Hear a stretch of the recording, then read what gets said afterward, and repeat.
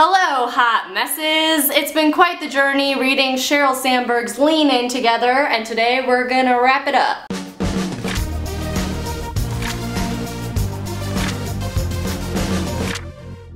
Okay, so I feel like at this point I've said most of what I intended to say about this book, so I'm gonna leave it up to you guys. So let's get to a couple of your comments. About prefacing a career/job with a gender, i.e. female CEO, saying that doesn't happen to the same extent for males is quite frankly wrong. That preface is more job dependent than gender dependent. I appreciate that sounds weird on paper / a comment box. Hence, turning it into a female-only problem is disrespectful to the men who undergo harassment and ridicule, etc. for the work they do. I think that's a really important point to make. It can be really irritating sometimes when women are trying to have a discussion about gender discrimination that they face that is really specific to them, and men try to change the topic to being about them as well. But this is one situation where this is definitely a gender-neutral problem that Sheryl Sanberg does not address fully. Forgive the cat dancing in the background. I think that Damien's comment has a lot to do with my criticism of this book as well, which is that it's such niche advice. Because yes, female CEO is a very condescending term as opposed to male CEO, but what about male nurse? At least in our culture right now, nurse is a word that means female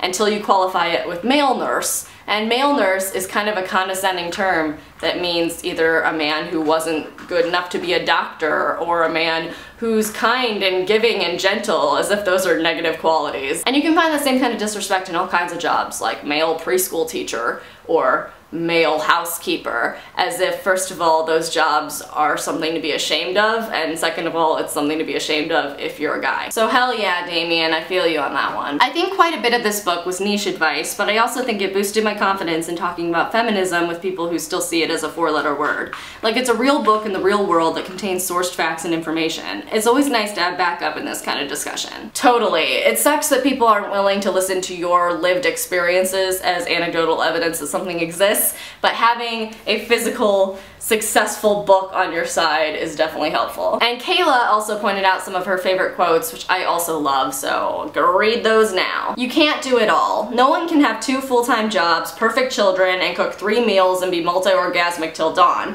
Superwoman is adversary to the women's movement. Don't be frightened. You can always change your mind. I know. I've had 4 careers and 3 husbands. Yes, once again, this was a really fun experience to have with you guys, and I'm looking forward to the next book, which I will announce next Monday. As for Sheryl, I'm getting ready to lean out of you.